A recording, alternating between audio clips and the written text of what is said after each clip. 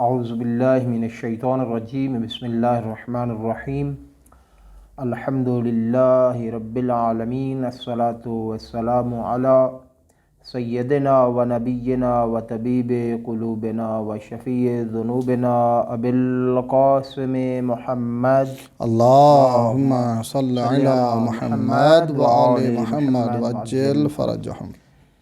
سامعین محترم، ناظرین گرامی قدر، جیسا کہ ہمارا یہ ماہ رمضان المبارک کے لیے پروگرام جو ہے وہ نشر ہو رہا ہے، اور آپ مسلسل ماشاءاللہ اس کو جو ہے وہ سن رہے ہیں اور دیکھ رہے ہیں، اور ہم ماہ مبارک رمضان کی برکات اور اس مہینے میں مغفرت و رحمت کے جو اشرے رکھے گئے ہیں ان کے حوالے سے گفتگو کر رہے ہیں۔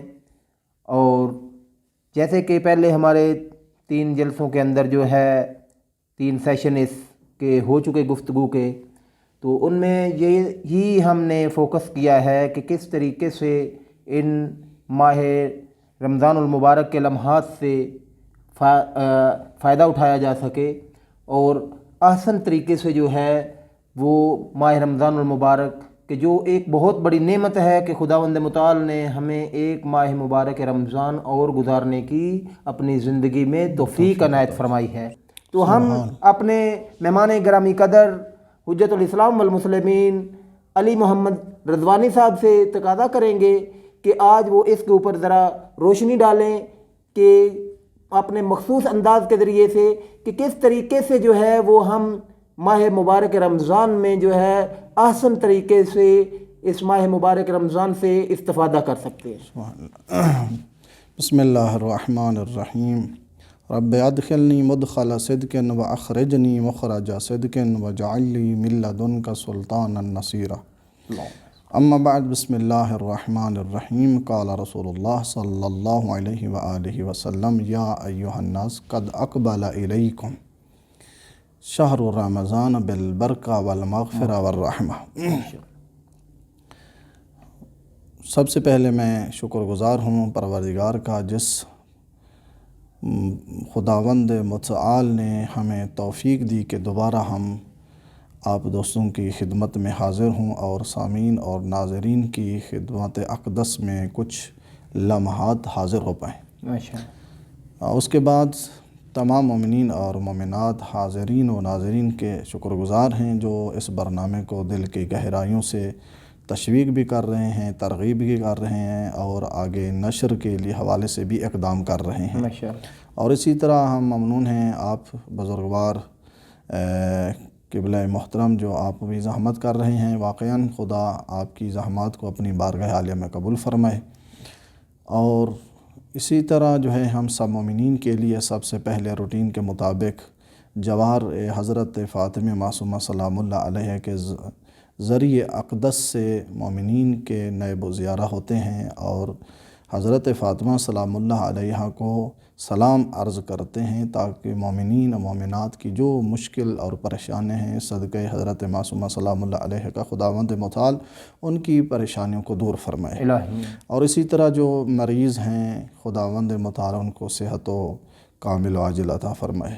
اور اسی طرح مومنین و مومنات جو کسی بے جرم میں جو ہے قید ہیں یا اتہام لگائے گئے ہیں یا اسیر ہیں، بہرحال خداوند متعال اس ماہ مبارک رمضان کے صدقے کہ خداوند متعال ان کو رہائی عطا فرمائے۔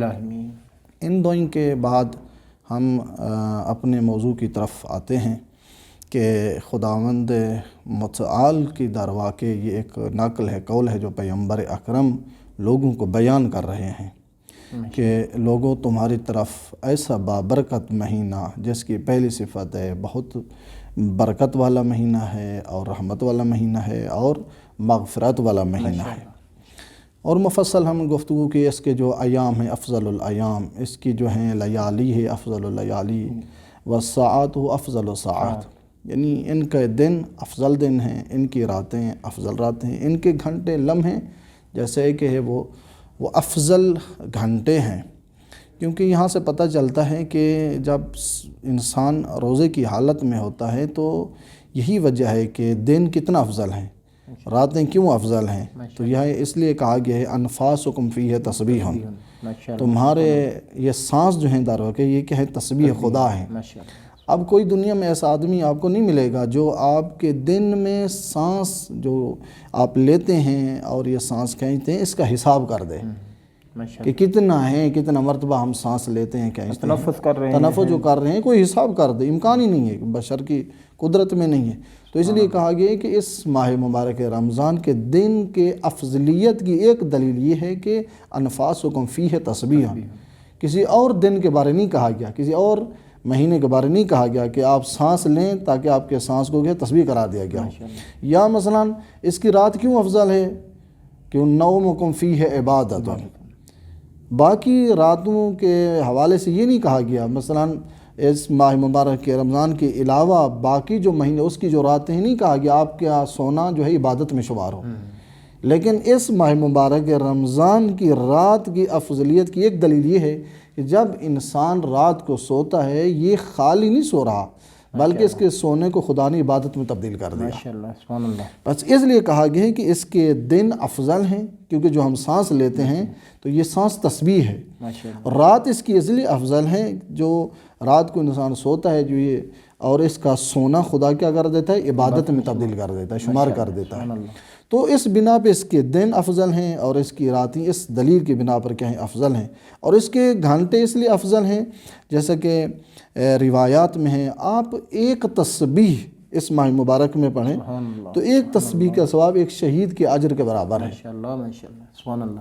کتنی باعظمت اس کے جو لمحات ہیں۔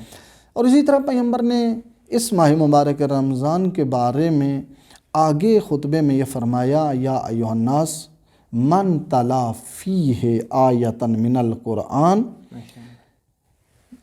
اجر مثل من ختم القرآن فی من غیر من الشہور فی ھذا الشہر۔ سبحان اللہ۔ یعنی کوئی شخص اگر اس ماہ مبارک رمضان میں قرآن کی ایک آیت کی تلاوت کرتا ہے، ایک کی، نہیں کہا گیا ایک پورا پارہ، نہیں کہا گیا ایک جز، نہیں کہا گیا مثلا پورا ختم کا، ایک آیت، جو اس ماہ مبارک رمضان میں قرآن کی ایک آیت کی تلاوت کرے تو اس تلاوت کا ثواب اور اجر ایسے ہے جیسا کہ کسی نے پورے قرآن کے کیا ختم کیا ہو۔ ماشاءاللہ، سبحان اللہ۔ پورے قرآن کا ختم کیا ہو، پورے قرآن کے ختم کا ثواب خدا اس ایک آیت کے پڑھنے کی وجہ سے کیا ہے اس کے نام اعمال میں کیا درج کر دیتا ہے۔ یعنی اس کا ثواب جو ہے وہ قرآن کی تلاوت کا کئی گنا اور کئی برابر ہو جاتا ہے۔ آپ دیکھیں اس آیات کی، قرآن کی اتنی آیات ہیں، ماشاءاللہ، اب ہر آیت کو تقسیم کریں یعنی ایک آیت جو ہے کتنے کے؟ ایک ختم قرآن کا ثواب ہے۔ ماشاءاللہ، یعنی اس کی افضلیت، ایک گھنٹے کی افضل، اس کی جو فضیلت ہے، اب یہیں سے اندازہ ہوتا ہے کہ یہ کتنا بابرکت مہینہ ہے۔ ماشاءاللہ، واقعاً جو اس میں پیغمبر نے کہا کہ فَإِنَّ الشَّقِيَّ، شقی ترین انسان وہ ہے جو من حرم غفران اللہ ہے، جو اس ماہ مبارک رمضان میں اپنی مغفرت نہ کرا سکے، اپنے گناہوں کی بخشش نہ کروا سکے، تو وہ واقعاً شقی ہے۔ جو یہ بارش برس رہی ہے رحمت الہی کی، بارش برس رہی ہے، پروردگار اپنے دروازے بہشت کے کھول دیے ہیں، جہنم کے دروازے کو بند کر دیا، شیاطین کو قید کر دیا اور ان کو جو ہے شکست دلا دی، اسی وجہ سے عبادات کئی گنا زیادہ خدا اس کا ثواب دے رہا ہے۔ سبحان اللہ۔ جب قرآن کی طرف ہم آتے ہیں، جو قرآن کی برکت کیا ہے، سبحان اللہ۔ دیکھیں ہمیں یہ قرآن شاید جس طرح پچھلے جلسے میں اور کل جو ہم نے بیان کیا، آپ نے ایک اچھے انداز سے ایک لفظ بیان کیا تھا کہ لفظ معرفت، لفظ معرفت، ہمیں ابھی تک قرآن کی معرفت حاصل نہیں ہوئی۔ ماشاءاللہ۔ اب اس کو پہچاننے کے لیے قرآن کیا ہے، ہمیں ان کے دروازے پہ جانا پڑے گا جس گھر میں یہ قرآن نازل ہوا ہے، ماشاءاللہ، سبحان اللہ، سبحان اللہ۔ وہ بہتر ہمیں سمجھائیں گے یہ قرآن کیا ہے، اس کا مقام کیا ہے، اس کی عظمت کیا ہے، اصلاً یہ ہے کیا، کیونکہ ہر آدمی کے بس کی بات نہیں اپنی طرف سے قرآن کو سمجھے، لہٰذا ہمیں اس دروازے پہ جانا ضروری ہے، جائیں ہمیں کیا معرفت ملے۔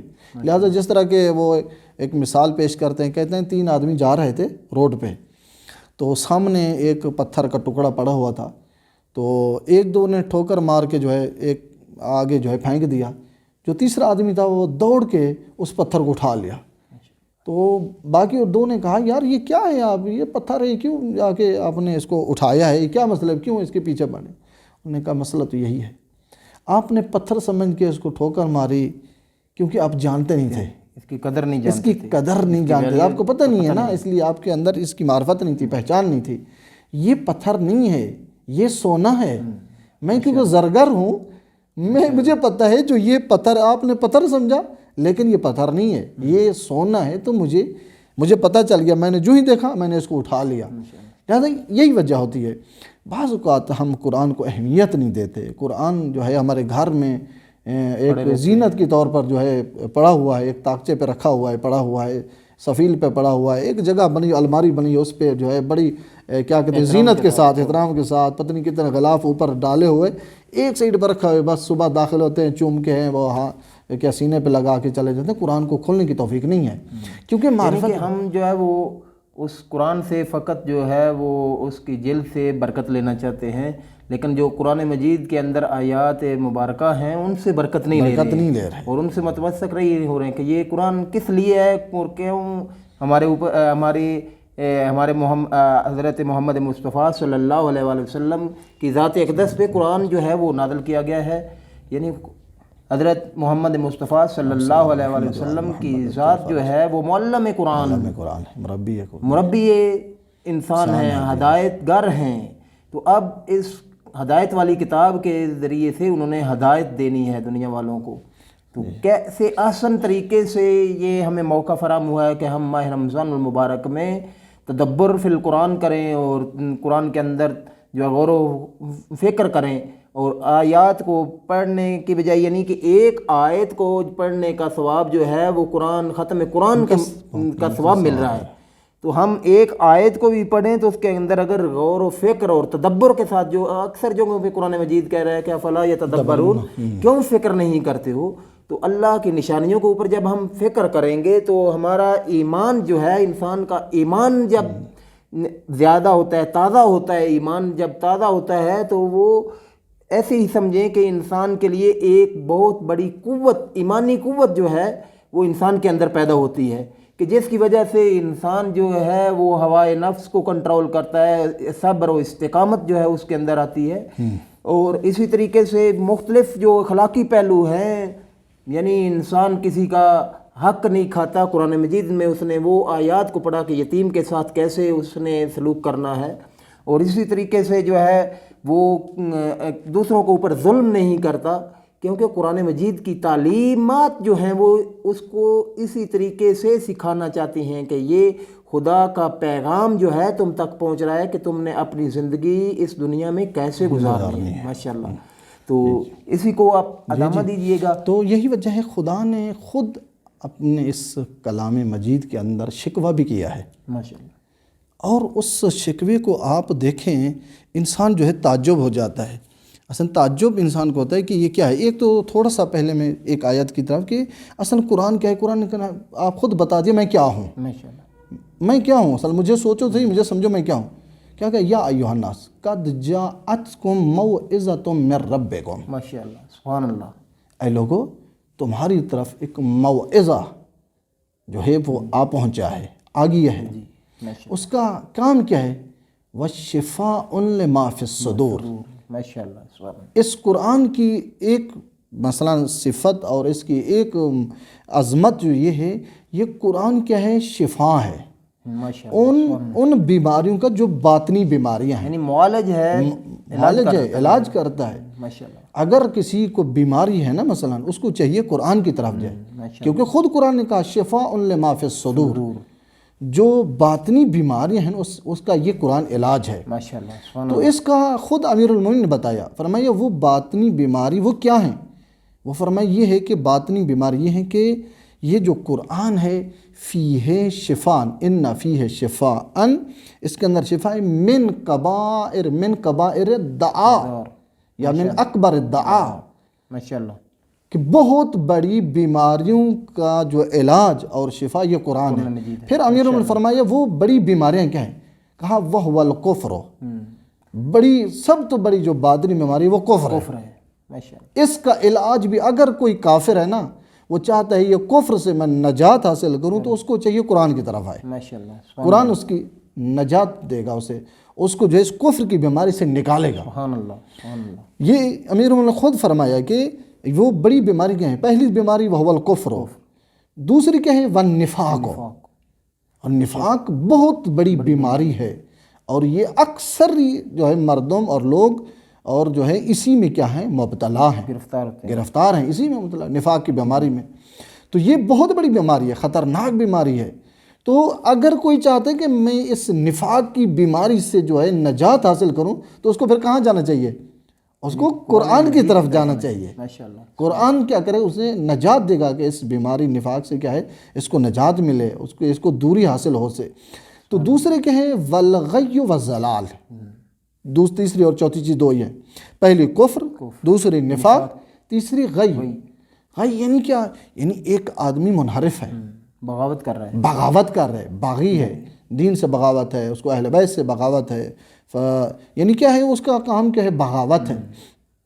تو اس کو اگر یہ چاہتا ہے میں راہ راست پہ آ جاؤں، میں صراط مستقیم پہ آ جاؤں، تو پھر اس کو کہاں جانا چاہیے؟ اس کو قرآن کی طرف جانا چاہیے. یہ اس کو ہدایت کرے گا. کیوں ہدایت کریں گے؟ اس لیے خود کا ہے وَہُدًى وَرَحْمَةً لِّلْعَالَمِينَ. کیونکہ جو گمراہ ہو گئے ہیں اس کی ہدایت بھی اسی قرآن میں موجود ہے. بے شک قرآن کے دروازے پہ آئے تاکہ قرآن اس کی کیا کرے؟ ہدایت کرے. اور اسی طرح جو آدمی گمراہ ہے، مثلا اس کو لا علمی کی بنا پہ اس کو معلوم نہیں ہوا، کوئی خطا، کوئی سرزد ہوئی، اس سے غلطی سرزد ہوئی، تو اس کو پھر کہاں آنا چاہیے؟ اس کو بھی اس قرآن کی طرف آنا چاہیے. قرآن کیا کرے؟ اس کو نجات دے. بس خود قرآن نے بتایا ہے کہ قرآن اصل خود ہے ہی کیا، اس کی اہمیت کیا ہے. فرمائے لوگوں یہ موعظہ ہے، یہ تمہاری ہدایت کے لیے آیا ہے. کیوں؟ اس لیے کہا گیا الموعظۃ حیات القلوب. موعظہ جو ہے کیا ہے؟ وہ دلوں کو زندہ کر دیتا ہے. اور قرآن بھی یہی کیا ہے کہ مردہ دل کو، قلب کو زندہ کر دیتا ہے. قلب کی بیماریوں کا علاج قرآن ہے. اور دل انسان کا کیسے مردہ ہوتا ہے؟ گناہوں سے مردہ ہوتا ہے. یا مثلا جھوٹ سے، ظلم، تہمت، غصب، مثلا بے دینی، غیبت سے، کسی پہ ظلم کرنے کے حوالے سے دل جو ہوتا ہے مردہ ہو جاتا ہے اس کا. تو ان سب چیزوں کا علاج چاہتے ہو اپنے دل کو نورانی کرو تو آپ کو کہاں آنا چاہیے؟ قرآن کی طرف آنا چاہیے. اس لیے قرآن نے خود کہا وَمَن يَعِشُ عَنْ ذِكْرِ الرَّحْمَانِ، جو ذکر رحمان سے دور ہوگا، ذکر رحمان یعنی نور، جو نور سے دور ہو گیا ہے تو وہ پھر اس کی طرف کون آئے گا؟ اس کو کہا گیا ہے کہ شیطان کے بارے میں وَهُوَ لَهُ قَرِينٌ.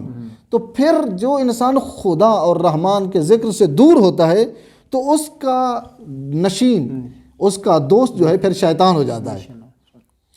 کہا ذکر رحمان کی مفسرین نے ایک اچھی جو ہے تعبیر پیش کی. کہا دیکھو ذکر رحمان سے مراد آپ سمجھانے کے لیے مثال پیش کرتے ہیں. کہتے ہیں ایک گھر میں لائٹیں جگ رہی ہوں، روشنی ہو، تو آیا اس گھر میں چور داخل ہو سکتا ہے؟ امکان ہے وہ آ جائے؟ نہیں، کیونکہ اس کو خوف ہے، لائٹیں جاگ رہی ہیں، نور ہے، کیونکہ میں آؤں گا تو پھنس جاؤں گا، دیکھا جاؤں گا. لہٰذا جہاں پہ نور ہے وہاں پہ چور نہیں آتا. چور نہیں ہوتا. چور کہاں ہوتا ہے؟ جب نور نہ ہو، جب لائٹیں نہ ہو، تاریکی میں. ماشاءاللہ. جب تاریکی ہو تو چور ہمیشہ تاریکی میں آتا ہے، اندھیرے میں آتا ہے تاکہ دکھائی نہ دے. جہاں علم کا نور نہیں ہوگا وہاں پہ وہ زیادہ اس کا ڈاکہ ڈال نہیں کرتا. اور یہی وجہ ہے کہ ذکر رحمان سمجھیں یعنی نور ہے. جب خدا یہ نور جس کے دل میں نہ ہو تو اس کا ضد جو ہے تاریکی ہے، پھر تاریکی ہے. جہاں تاریکی ہو وہاں پہ چور آنا ہے. اور سب سے بڑا چور ہمارے کیا ہے؟ فَبِعِزَّتِكَ لَأُغْوِيَنَّهُمْ أَجْمَعِينَ. سب سے بڑا چور جنہوں نے کہا خدایا میں تیری عزت کی قسم ان کو اغوا کروں گا، گمراہ کروں گا، ان کو راستے سے ہٹا دوں گا. یہ نور سے جب انسان ذکر خدا، نور ہے، جب انسان ذکر خدا سے کیا ہوتا ہے؟ دور ہو جاتا ہے تو پھر کیا ہو جائے؟ شیطان اس پر حاوی ہو جاتا ہے. قرآن نے خود بتایا ہے کہ قرآن کیا ہے، قرآن کی اہمیت ہے. اور ایک مرتبہ ایک صحابی آتا ہے امیر المومنین کی خدمت میں، کہتے ہیں یا علی، جب ہم آپ کے پاس آتے ہیں، بہت عظیم روایت ہے، دخلت علی امیر المومنین روایت میں ہے کہ شخص کہتے ہیں ہم آئے ہیں امیر المومنین کی خدمت میں. کہا آقا کچھ ایک مسئلہ ہے، ہمارے لیے ایک ہی ہے، اِنَّا اِذَا كُنَّا عِندَكَ، جب ہم آپ کے پاس آتے ہیں، بیٹھتے ہیں، آپ قرآن کی تلاوت کرتے ہیں، آیات کی تفسیر کرتے ہیں، آپ ایسا ایک بیان اور ایسی گفتگو کرتے ہیں قرآن کے بارے، ایسی چیزیں ہمیں بتلاتے ہیں، تو وہ سن کے نَسُدُّ بِهِ دِینَنَا، ماشاءاللہ تو یہ آپ سے سن کے ہمارا دین کیا ہو جاتا ہے؟ محکم ہو جاتا ہے، ماشاءاللہ مضبوط ہو جاتا ہے، ہمارے دل مضبوط ہو جاتے ہیں، ہمارا ایمان قوی ہو جاتا ہے، ہمارا دل قوی ہو جاتا ہے، کیا ہوتے ہیں؟ ہم مضبوط ہو جاتے ہیں۔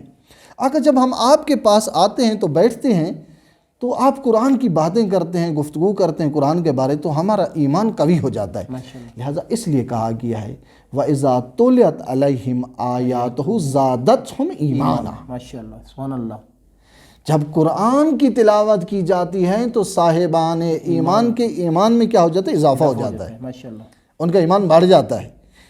اور تلاوت کرنے والا کوئی عام نہ ہو بلکہ امیر المومنین شخصیت ہو، سبحان اللہ تو کیسا اس کا دین جو ہے ایمان قوی نہ ہو؟ ماشاءاللہ سبحان اللہ تو واضح اس کا ایمان قوی ہونا چاہیے تھا۔ ماشاءاللہ۔ لہٰذا یہ کہتا ہے کہ جب ہم آپ کے پاس آتے ہیں، آپ قرآن پڑھتے ہیں اور قرآن جب تفسیر کرتے ہیں تو ہمارا ایمان مضبوط ہو جاتا ہے، ہمارا ایمان قوی ہو جاتا ہے، مستحکم ہو جاتے ہیں۔ لیکن آقا جب ہم آپ سے اٹھ کے جاتے ہیں باہر نا، تو لوگوں کے ساتھ جو آمنا سامنا ہمارا ہوتا ہے تو لوگ ایسی گفتگو کرتے ہیں، ایسی باتیں کرتے ہیں، آقا ہمیں بہت جو ہے پریشانی ہوتی ہے۔ امام نے فرمایا کون سی پریشانی ہوتی ہے؟ اب روایت کے الفاظ ہیں یہ، کیا ان سی پریشانی تھی؟ وہ کہتے ہیں آقا جب ہم اذا خرجنا من عندک سمعنا اشیاء مختلفۃ مغموسۃ، ماشاءاللہ آقا جب ہم آپ سے اٹھ کے جاتے ہیں تو لوگوں کی باتیں سنتے ہیں تو آقا ہم کیا ہو جاتے ہیں؟ غمگین ہو جاتے ہیں، پریشان ہو جاتے ہیں، مختلف جب باتیں سنتے ہیں پریشان ہو جاتے ہیں۔ آقا یہ وجہ کیا ہے؟ اب ایک بہت بڑی یہ ہمارے اندر موجود ہے، یہ چیزیں آپ دیکھ لیں، مثلا اکثر لوگوں میں یہ چیزیں، یہ بیماریاں موجود ہیں۔ ایک آدمی جب کسی عالم کی صحبت میں بیٹھتا ہے، وہ گفتگو کرتا ہے تو وہ کیا ہے؟ کہتا ہے قبلہ آج تو بڑی میری مشکل آپ نے حل کر دی۔ جب جو ہے دروازے سے اٹھ کے باہر جاتا ہے نا، پھر وہی عادت، وہی حالت، وہی کیفیت۔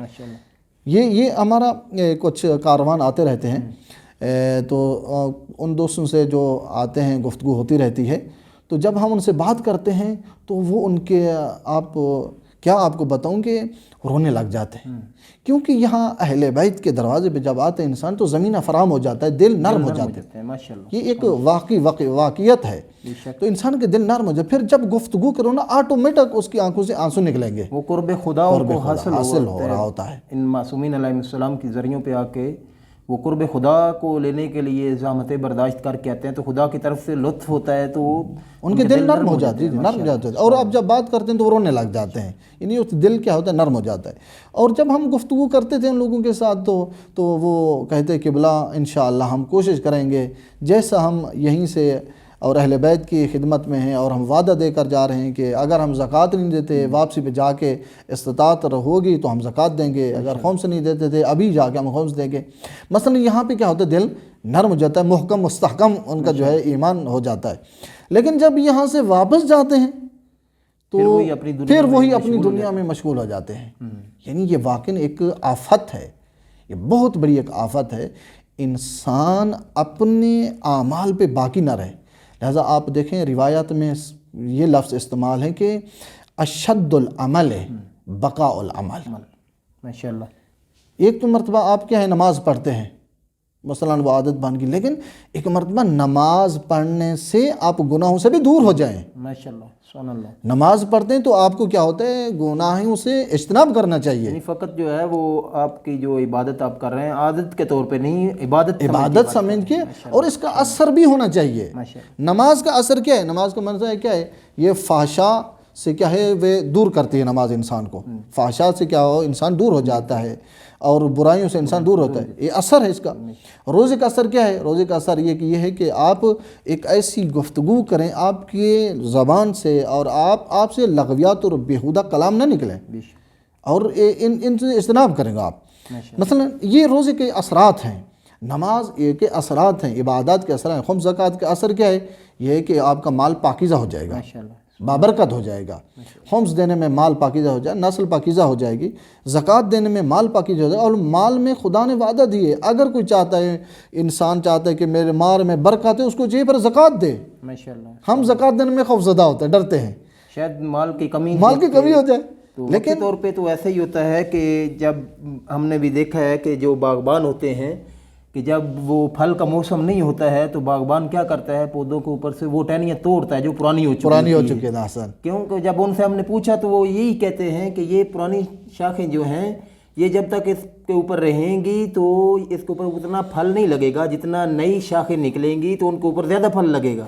یعنی تو زکوٰۃ، خمس، یہ مالی جو عبادات ہیں، جو واجبات ہیں، یہ ادا کرنے کی وجہ سے جو ہے وہ ایسے ہی ہے کہ جیسے آپ نے ایمان کے درخت کو جو ہے وہ اس کی چھنٹائی کی ہے، اس کے اوپر جو ہے وہ زیادہ جو پرانی چیزیں ہو چکی تھی ان کو اتار کے جو ہے وہ صدقہ خیرات کیا ہے، اور آپ نے اس درخت کو جو ہے ایمان کے درخت کو تر و تازہ کیا ہے۔ یعنی جب وہ تر و تازہ ہوتا ہے تو نئی شاخیں، نئی کونپلیں نکلتی ہیں، تو نئی شاخیں اور نئی کونپلیں جب نکلتی ہیں تو اس پہ زیادہ جو ہے وہ پھل اور ثمر آور زیادہ ہوتے ہیں۔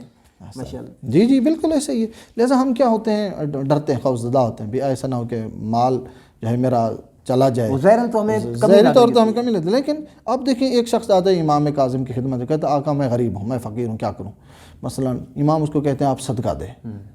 یہ آدمی آقا میرے پاس اتنا تو نہیں ہے، کہا اگر آپ کے پاس نہیں ہے تو یہ جو پانی کا گلاس ہے نا، پیاسے آدمی کو پانی پلا۔ ماشاءاللہ، انہوں نے کہا میں نے کم ترین چیز زندگی کی چیز، امام نے کہا یہ کام کرو تاکہ تمہارا رزق میں برکت ہو۔ ماشاءاللہ، سبحان اللہ۔ یعنی یہ ایک زکوٰۃ ہے، ایک قسم کی، ایک جو ہے ایک صدقہ ہے، آپ یہ دو حتمن دو، اگر آپ کے پاس نہیں بھی ہے لیکن یہ تو استطاعت ہے، پانی پلانا تو آپ کی قدرت میں ہے۔ اور اسی لیے تو جو ہے وہ روزے کو بھی جو ہے ماہ رمضان المبارک میں روزے کو بھی جو ہے وہ بدن کی زکوٰۃ قرار دیا گیا ہے۔ ماشاءاللہ، جی ایسا آپ آگے خطبے میں دیکھیں پیغمبر نے کیا فرمایا، کہتے ہیں یا ایھا الناس من فطر منکم صائما مؤمنا، تم میں سے اگر کوئی شخص کسی مومن کے روزے کو افطار کرواتا ہے، سبحان اللہ، تو ایسا سمجھے انہوں نے ایک بندے کو آزاد کیا ہے، سبحان اللہ، سبحان اللہ، ماشاءاللہ، ایک غلام کو انہوں نے آزاد کیا ہے۔ اب دیکھیں پرانے دور میں کیا ہوتا ہے، بردے اور یہ غلام ہوا کرتے تھے، تو اسلام جو ہی آیا تو آہستہ آہستہ یہ بردے داری اور یہ غلام کنیز کا جو ہے سسٹم کو ختم کیا، کیونکہ کہا کہ تمام مخلوق ہیں مساوی ہیں، سب جو ہیں مخلوق الہی ہیں، کسی کو برتری حاصل نہیں ہے، ایک کو دوسرے پر کسی کو برتری حاصل نہیں ہے، سب یکساں ہیں۔ تو اسلام نے آ کے آہستہ آہستہ کیا اس بردے داری کو، اس غلام اور کنیز کے سسٹم کو کیا آہستہ آہستہ ختم کیا۔ تو اس دوران میں کیا ہوتا تھا، یہ بہت بڑی تجارت ہوتی، اسے بردے کو، یہ غلاموں کی، کنیزوں کی تجارت ہوتی، اور یہ لوگوں کا سسٹم تھا تجارت کیا اپنے سے، یعنی غریب لوگوں کو جو ہے وہ امیر لوگ جو ہیں وہ کنیز اور غلام کی صورت میں خرید لیتے تھے۔ صحیح ہے۔ اب دیکھیں اس دور میں ایک بردے کو آزاد کرنا، خرید کے آزاد کرنا، یہ کوئی معمولی بات نہیں ہے، بہت بڑی بات ہے۔ اس لیے اسی لفظ کو ابھی تک بھی تعبیر میں باقی رکھا گیا ہے۔ ماشاءاللہ، کہا کوئی شخص اگر کسی مومن کے روزے کو افطار کرواتا ہے تو وہ ایسا سمجھے کہ ان سے نے غلام کو آزاد کیا۔ تو اس میں ایک شخص کہا یا رسول اللہ لیسا کلنا، یہ جو چیز آپ بتا رہے ہیں یقدر علینا، یہ چیز ہماری قدرت میں نہیں ہے کہ ہم یہ انجام دیں، یہ تو بہت بڑی عبادت ہے، بہت ثواب ہے، ہمارے پاس اتنا وقت رائج نہیں ہے۔ اب ہم کسی غلام کو آزاد کرنا اب ہماری اس قدرت میں نہیں ہے، کیونکہ پیغمبر جب اس وقت خطبہ دے رہے تھے تو یہ ابھی تک جو ہے وہ رائج یہ چیز تھی، یعنی اس غلام وغیرہ سسٹم تھا لیکن کم رنگ ہو گیا تھا۔ کہا یہ تو ہمارے پاس اتنا نہیں ہے کہ ہم ایک غلام کو آزاد کریں۔ پیغمبر نے کہا کس نے کہا تم غلام کو آزاد کرو؟ بشق تمرتن، ماشاءاللہ، سبحان اللہ، یہ تو آپ کی اس میں ہے، آپ کی قدرت میں ہے نا، کہ آپ ایک خرما، ایک کھجور کے ایک خرمے سے ایک خرما اٹھا کے ایک مومن کا روزہ افطار کر دو، ایسا سمجھو آپ نے کیا غلام کو آزاد کیا۔ سبحان اللہ، سبحان اللہ، ماشاءاللہ، یعنی یہ تو ہمارے کام برکت ہے، اتنی برکت۔ اور آگے دیکھیں سہولت دیکھیں، یہ اس لیے پیغمبر نے نہیں کہا یہ برکت کا مہینہ ہے، یہ تعبیر رسول گرامی کی ذات سے ہے کہ برکت کا مہینہ ہے۔ آپ دیکھیں ایک مومن کے روزے کو افطار کرانا، وہ بھی ایک کھجور سے، ایک دانے کھجور سے افطار کریں، ایک غلام کے آزاد کا ثواب جو ہے اس کے مترادف ہے، اس کو ثواب ملتا ہے۔ ایک شخص نے کہا ممکن ہے سوال کیا، بھئی ہمارے پاس تو خرما ہی نہیں ہے، کھجور ہی نہیں ہے ہمارے پاس۔ تو پیغمبر نے کہا تمہارے پاس نہیں ہے نا، کوئی مسئلہ نہیں ہے، آپ کے پاس پانی تو ہے، ماشاء اللہ سبحان اللہ، خالی پانی، اپنے گھر سے پانی کا ایک گلاس اٹھا کے آپ جو ہے مومن کا کہ ہے وہ روزہ اس کا افطار کریں، ایسا سمجھے آپ نے غلام کو آزاد کیا۔ واہ واہ ماشاء اللہ سبحان اللہ سبحان اللہ۔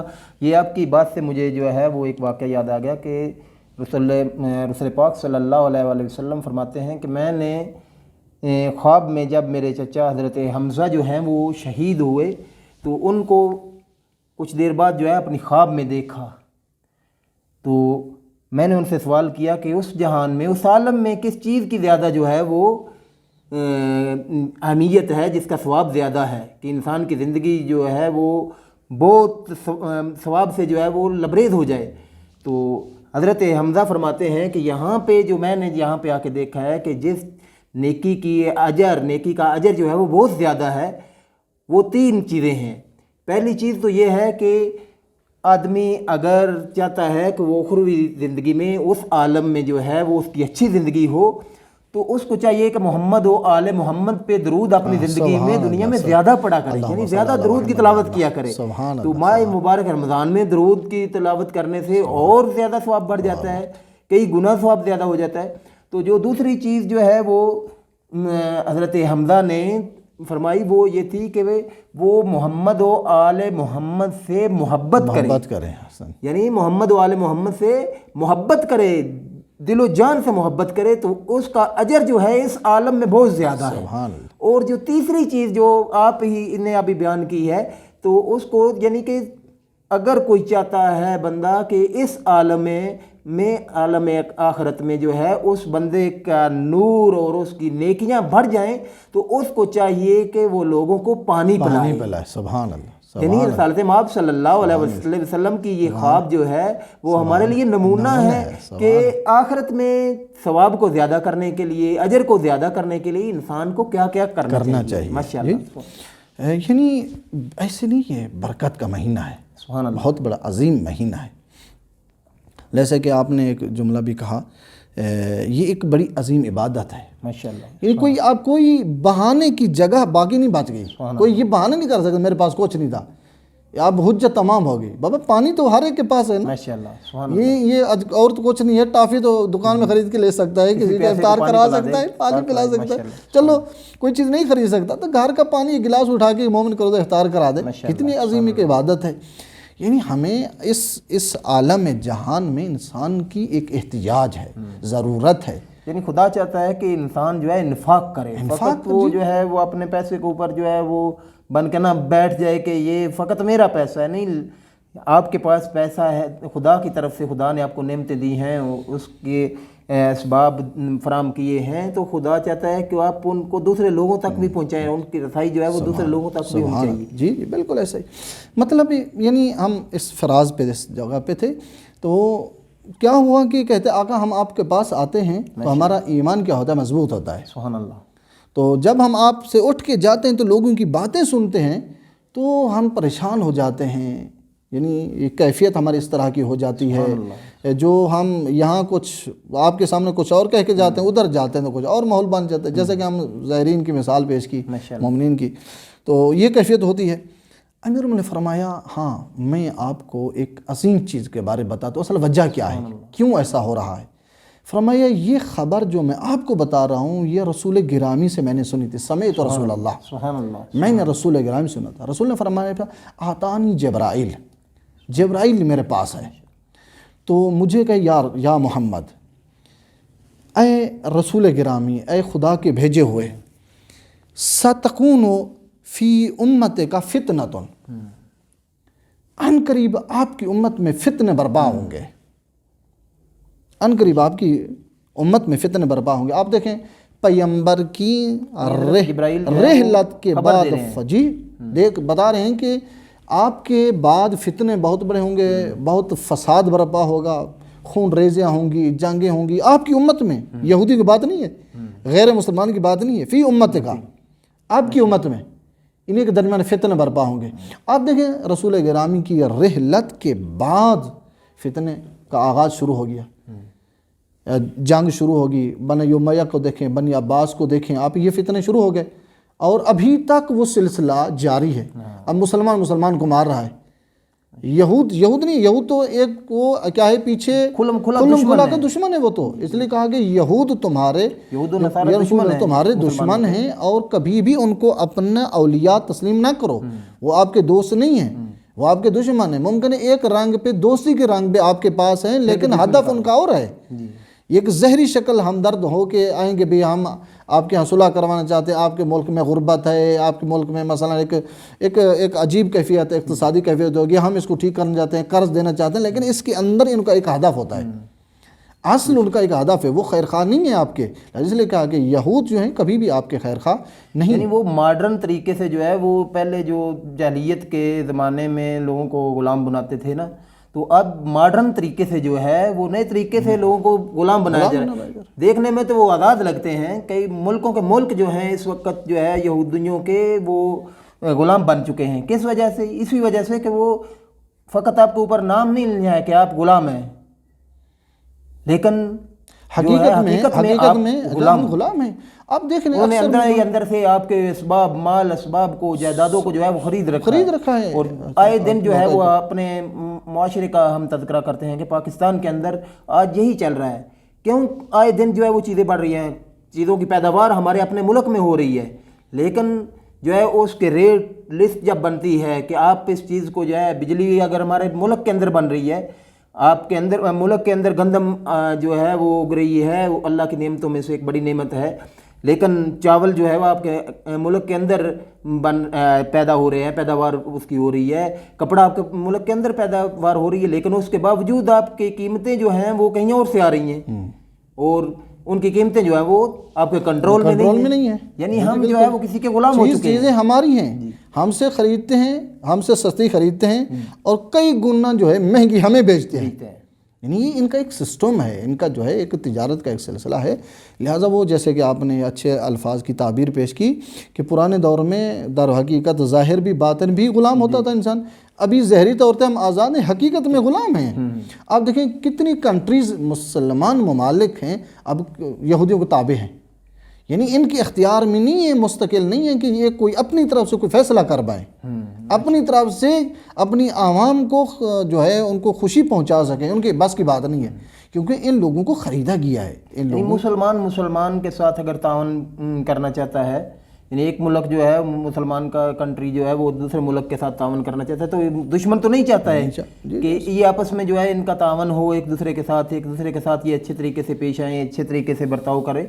تو اسی لحاظ سے جو ہے ہم مسلمانوں کو جو ہے اس کے اوپر سوچنا چاہیے کہ مسلمان ہم لا الہ الا اللہ محمد رسول اللہ پڑھنے کے بعد ہم مسلمان تو ہو گئے ہیں، کیا اس لا الہ الا اللہ محمد رسول اللہ کا جو اثر ہے وہ بھی ہمارے اندر باقی ہے یا نہیں ہے، کہ ہم آپس میں مسلمان کا گلا کاٹ رہا ہے، ایک دوسرے کا دشمن ہو رہا ہے، تو کیا یہ ٹھیک ہے؟ امت محمد مصطفیٰ اسی طریقے سے جو ہے وہ تا حیات جو ہے وہ چلتی رہے گی، یا اس کا کوئی جو ہے لا عمل پیش کیا گیا ہے؟ کہ ہم دیکھتے ہیں کہ رسالت مآب صلی اللہ علیہ وآلہ وسلم نے جو ہے وہ حدیث ثقلین جو ہے وہ فرمائی ہے، اور اس کی تلاوت کر کے ہمیں بتایا ہے کہ انی تارک فیکم الثقلین کتاب اللہ و اطرتی، اگر اللہ کی کتاب اور میری اطرت کے تابع تم رہو گے تو تم جو ہے وہ کامیاب لن تضلوا بعدی ابدا، یعنی ہرگز تم جو ہے وہ گمراہ نہیں ہوگے۔ تو ہم نے گمراہیوں سے بچنا ہے۔ ہم نماز کے اندر بھی کیا کرتے ہیں کہ جب تلاوت کرتے ہیں، الحمد کی تلاوت کرتے ہیں، سورہ فاتحہ کی تلاوت کرتے ہیں، تو غیر المغضوب علیہم ولا الضالین، تو ہم چاہتے ہیں کہ ضالین میں سے نہ ہو جائے، لیکن اسی حدیث کے اندر جو ہے رسالت مآب صلی اللہ علیہ وآلہ وسلم فرما رہے ہیں کہ لن تضلوا بعدی ابدا، میرے بعد تم گمراہ نہیں ہوگے۔ تو جب آدمی گمراہ ہوتا ہے تو وہ مسلمان کا دشمن بنتا ہے۔ جی دیکھ رہے ہیں آپ، آسانی سے ایک دوسرے کو مارا جا رہا ہے، قتل کیا جا رہا ہے، لوگ ویڈیو بنا رہے ہیں، دیکھ رہے ہیں، پاک کر رہے ہیں۔ یعنی یہ کیا ہے؟ ایک بہت بڑا ایک خطرہ ہے، بہت بڑی ایک وبا ہے، بلا ہے مسلمانوں کے لیے، کہ مسلمان ہو کے ایسا ایک صحنہ دیکھ رہا ہے، ایک ایسی کیفیت دیکھ رہا ہے، اس کو اثر بھی نہیں ہو رہا۔ مطلب یہ کیا ہے؟ اس عبارت میں جو امیر نے فرمایا سَتَكُونُ فِي أُمَّتِكَ فِتْنَةٌ، آپ کی امت میں، یعنی یہودی کی بات نہیں، کسی اور کی بات نہیں، آپ کے فتنے. اور فتنے آپ دیکھیں پیغمبر کی رحلت کے بعد فتنے کیا ہوئے اور اہل بیت پہ کیا ہوا، کیا ظلم و ستم ہوا، وہ سب آیا ہیں، آشکار ہیں. تو لہٰذا اس سے پیغمبر نے کہا، جب جبرائیل نے یہ کہا کہ آپ کے بعد آپ کی امت میں فتنے برپا ہوں گے، تو پیغمبر نے فوراً سوال کیا کہ یا جبرائیل فمل مخرج منہا، ان فتنوں سے بچنے کا راہ کیا ہے؟ ماشاءاللہ، کیا کریں کہ میری امت فتنوں سے محفوظ ہو جائے، فساد سے محفوظ ہو جائے؟ تو جبرائیل نے کیا جواب دیا؟ کہا یا رسول اللہ، ایک کتاب ہے، ماشاءاللہ، سبحان اللہ، تیری امت میں فی ہے کتاب، ایک کتاب بھیجی گئی ہے، وہ بیان ما قبلکم، ماشاءاللہ، آپ سے، آپ کی امت سے پہلے جو بھی امتیں آئی ہیں ان کی پوری جو ہے خبریں دی گئی ہیں، ماشاءاللہ، بتایا گیا اس کے اندر، یعنی عبرت کے تو بتایا گیا. اچھا، آل سمود نے کیا کیا اور ان کے ساتھ کیا ہوا، اسی طرح قوم لوط نے کیا کیا اور ان کے ساتھ خدا نے کیا کیا. قوم نوح نے کہا متکبر قوم تھی، ظلم ستم کرتے تھے، تو ان کے ساتھ کیا ہوا. کہاں ان کے فتنے سے بچنے کا راہ ایک ہے، جو آپ کی امت میں کتاب بھیجی گئی جس کا نام قرآن ہے، اور اس کے اندر بیان ما قبلکم، اسی کی جو ہے اس لوگوں والے آگے پہلی امتوں کے جو ہیں قصے موجود ہیں، ان کی داستانیں موجود ہیں، ان کی عاقبت بھی موجود ہے، ان کے ساتھ کیا ہوا، انہوں نے کیا کیا، ان کو نجات کیسے ملی. اور قوم موسیٰ بھی بنی اسرائیل کے قصے موجود ہیں، کیا کرتے تھے، یہ سب کچھ. اور ما بعدکم، اور بعد آپ کی امت کے بعد جو حالات ہیں وہ بھی اس کے اندر موجود ہیں. یعنی ایک یہ قرآن کی اہمیت، قرآن کیا چیز ہے، یہ جامع کتاب ہے کہ جو انسان ساز جو کتاب ہے، اسی کہتے ہیں خود انسان ساز. اگر انسان چاہتا ہے میں انسان ہی بنوں تو اس کو پھر قرآن کی طرف جانا چاہیے. جیسا امیر نے فرمایا کہ اگر تم چاہتے ہو تمہارے صدوری بیماری جو ہیں، تمہاری قلبی بیماری جو ہیں، تمہاری باطنی بیماری جو ہیں، جو بہت بڑی خطرناک بیماریاں ہیں، اگر اس سے آپ نجات پیدا کرنا چاہتے ہیں تو تمہیں کہاں جانا چاہیے؟ قرآن کی طرف جانا چاہیے، کیونکہ یہ کیا ہے، ایک شفا ہے، بہت بڑی ایک شفا ہے، اور اسی سے آپ کو نجات ملے گی. تو اس سے مطلب یہ ہوا کہ امیر المومنین نے دعویٰ کہ ان کو یہ سمجھا دیا ہے کہ یہ جو باہر تم جاتے ہو تو لوگوں کی مختلف باتیں سنتے ہو، یہ کوئی نئی بات نہیں ہے. اس سے بچنے کے لیے راہ ایک ہی ہے، آپ قرآن کی طرف جاؤ.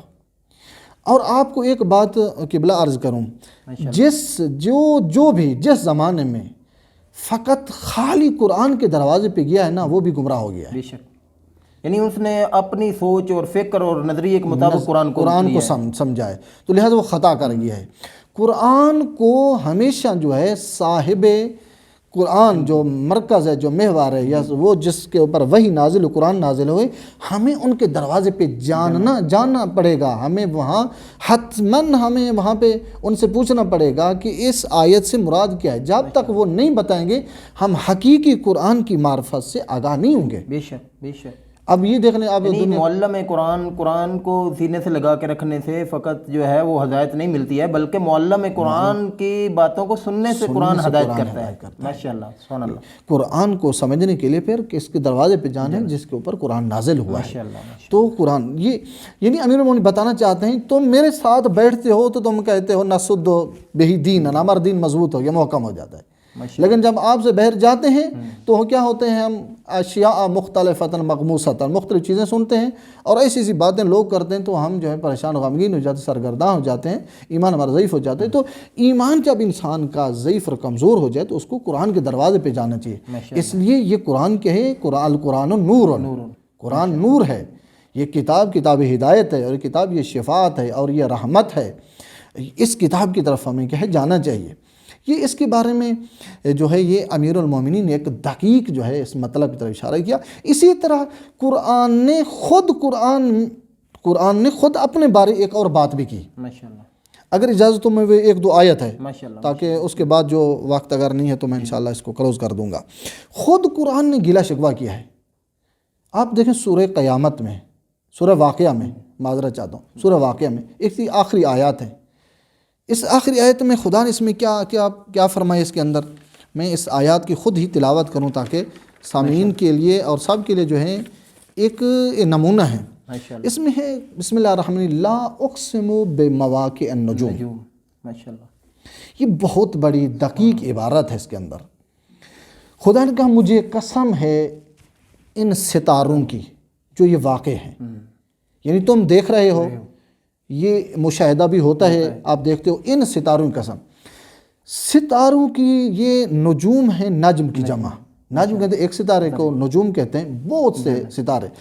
اب دیکھیں ہم جس عالم میں زندگی کر رہے ہیں، یہ عالم مجموعہ ہے ان چیزوں کا، جس میں چاند بھی شامل ہے، سورج بھی شامل ہے، آسمان، زمین، اس کے ماتحت جو ہے یا مافوق جو آسمان جو چیز ہے، اسی طرح کہکشاں ہیں، یہ سب کیا ہے؟ مجموعہ ہے ان چیزوں کا، یہ ایک جہان ہے جس میں ہم زندگی کر رہے ہیں۔ ماشاءاللہ۔ آپ دیکھیں بعض اوقات آیات پہ خدا نے کیا کیا، والشمس والضحیٰ والقمر اذا تلاہا، کبھی کہا مجھے اس شمس کی قسم، کبھی کہا مجھے اس چاند کی قسم، کبھی کہا والتین والزیتون، طور و زیتون کی قسم، مجھے اس مکہ کی بلد کی قسم، یعنی قسمیں مفرد کہیں، لیکن یہاں پہ خدا نے کہا مجھے ان ستاروں کی قسم جو کہکشاں کی صورت میں لا تعداد ہیں، ان سب کی مجھے قسم۔ سبحان اللہ۔ آقا آپ کیا کہنا چاہتے ہیں؟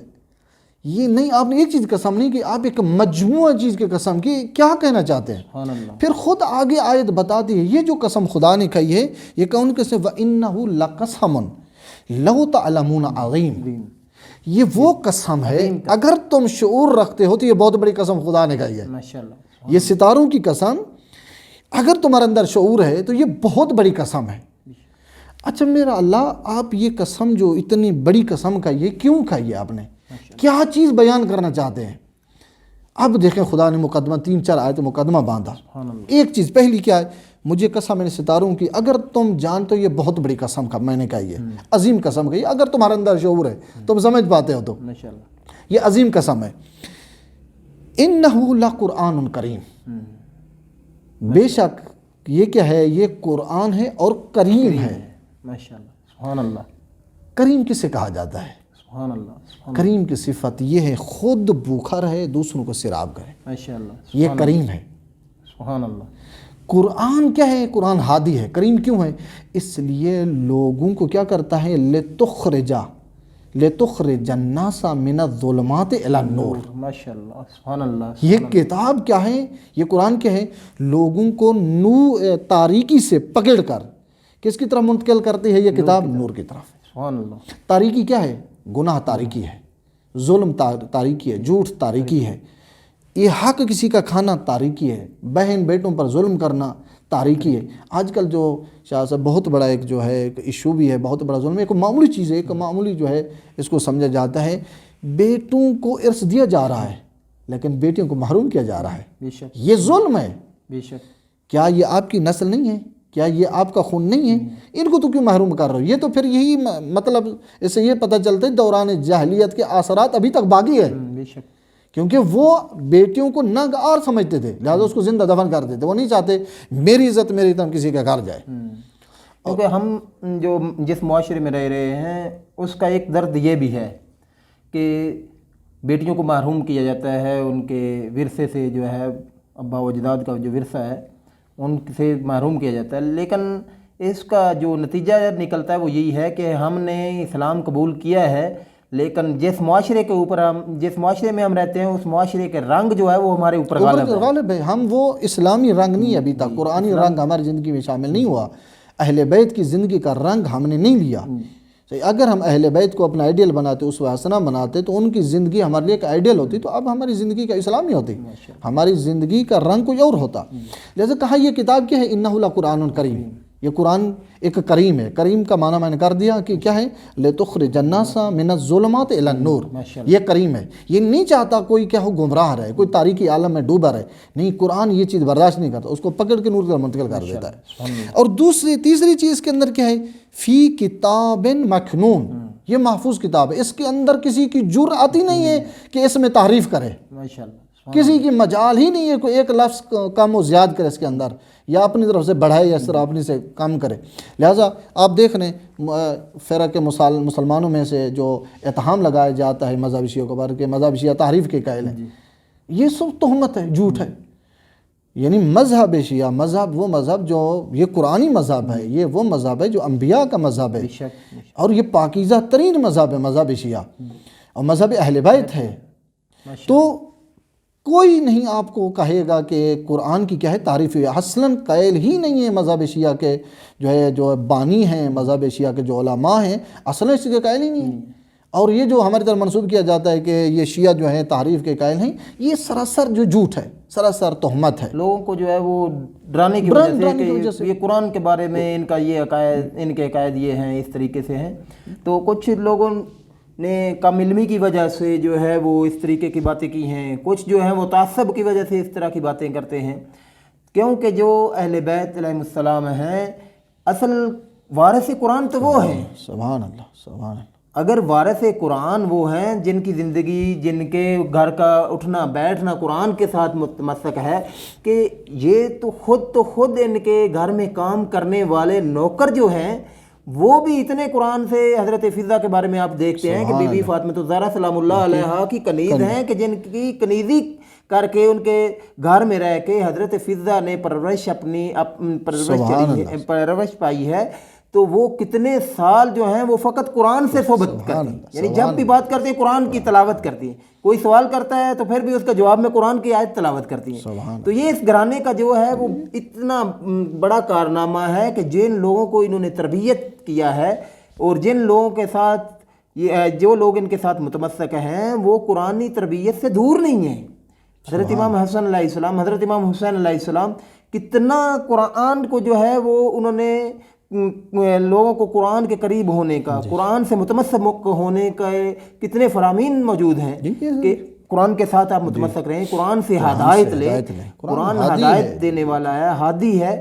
تو اسی طریقے سے آج کا پروگرام جو ہے میں تھوڑا سا خلاصہ بیان کر دوں تاکہ وہ ناقص نہ ہو جائے بحث. تو یہ مقدمے میں درمیان کی آیت نہیں پڑھتا، آخری آیت پڑھوں گا. 3-4 آیات ہیں. آخر میں خدا سب کا جو ہے وہ مقدمہ باندھ کے اس آیت کے اوپر میں نے جو ہے وہ درواقع یہ سمجھانا تھا. آخر میں خدا نے کہا، کیا کہا؟ افبہذا الحدیث انتم مدہنون. یہ وہ کتاب ہے جو خدا کی طرف بھیجی گئی ہے، لا یمس الا المطہرون. یہ پوری صفات بیان کر کے آخر میں کہا افبہذا الحدیث انتم مدہنون. پھر بھی اتنی باعظمت جس ستاروں قسم کھائی اور یہ عظیم قسم کی، اس کے باوجود پھر بھی تو قرآن کے بارے سستی کرتے ہو. اس کے باوجود بھی قرآن کی اہمیت سے تم آگاہ نہیں ہو. کیوں قرآن سے استفادہ نہیں کرتے؟ اصلا قرآن کے پاس کیوں نہیں تم لگاتے؟ پھر کیوں سستی ہے تمہارے اندر؟ یہ بہت بڑی عظیم خدا نے قسم کی، قسم بعد کہا کہ افبہذا الحدیث انتم مدہنون. پھر بھی تم اس کتاب کے بارے میں سستی کرتے ہو، پھر بھی تم اس کے بارے جو کوتاہی کرتے ہو. میرے کہنے کا مطلب یہ ہے، تو یعنی قرآن جو ہے با برکت ہے. اس لیے جب پیغمبر نے کہا من تلا فی ھذہ الشہر آیۃ من القرآن تو مثل اجر من ختم القرآن من غیرہ من الشہور. یعنی جس آدمی نے ماہ مبارکہ میں ایک تلاوت کی آیت کی، اس نے ایسا سمجھے کہ انہوں نے پورے قرآن کا ختم کیا ہے. لہٰذا ماہ رمضان کی ایک اپنی برکات ہیں، اپنی رحمتیں ہیں، ہم سب کو اس سے مستفید ہونا چاہیے. میں خدمت میں ہوں آپ کی. ماشاءاللہ. یعنی ماہ مبارک رمضان میں زیادہ سے زیادہ ہمیں قرآن سے متمسک ہونا چاہیے، قرآن کی تلاوت کرنی چاہیے اور قرآن کو اندر آیات کے اندر غور کر کے، تدبر کر کے، فکر کر کے قرآن کو سمجھنے کی کوشش کرنی چاہیے اور محمد و آل محمد کے خاندان سے اور ان کی تعویل و تفسیر کے ذریعے سے قرآن کو سمجھنے کی کوشش کرنی چاہیے. کہ جس کے لیے رسالت مآب صلی اللہ علیہ وآلہ وسلم نے فرمایا ہے کہ میں تمہارے درمیان 2 چیزیں چھوڑے جا رہا ہوں، تو یہ 2 چیزیں جو ہیں گراں قدر ہیں، ان کی قدر جو ہے وہ بہت بڑی ہے، ان کی ویلیو بہت بڑی ہے. ہر بندہ جو ہے وہ کسی چیز کو جب دیکھتا ہے تو اس کی ویلیو کو دیکھتا ہے کہ اس کی ویلیو کتنی ہے. تو رسالت مآب صلی اللہ علیہ وآلہ وسلم فرما رہے ہیں انی تارک فیکم الثقلین کتاب اللہ و اطرتی. یعنی میں تمہارے درمیان 2 گراں قدر چیزیں چھوڑے جا رہا ہوں، ایک اللہ کی کتاب ہے اور ایک میری اطرت ہے، میرے اہل بیت ہیں کہ جن سے متمسک ہو کر تم قرآن کے اوپر صحیح طریقے سے جو ہے عمل پیرا ہو سکتے ہو. تو آج اسی دعا کے ساتھ کہ ہمارے تمام ناظرین، دیکھنے والے، سننے والے جو ہیں، خداوند متعال ان کو زیادہ سے زیادہ توفیق عطا فرمائے کہ قرآن سے متمسک ہوں اور قرآن کے اندر تدبر کریں. اور اس ماہ مبارک رمضان میں زیادہ سے زیادہ ہم اپنے لیے دعا کرتے ہیں کہ اللہ سے توفیق مانگتے ہیں کہ خداوند متعال ہمیں یہ توفیق دے کہ ہم زیادہ سے زیادہ اس ماہ مبارک رمضان میں قرآن کے ساتھ ٹائم کو گزاریں اور اس کے اندر تدبر کریں اور غور و فکر کر کے اپنی زندگیوں کو جو ہے وہ قرآنی زندگیاں بنائیں اور قرآن کا اور اہل بیت علیہ السلام کا جو رنگ ہے وہ ہماری زندگیوں میں واضح نظر آئے.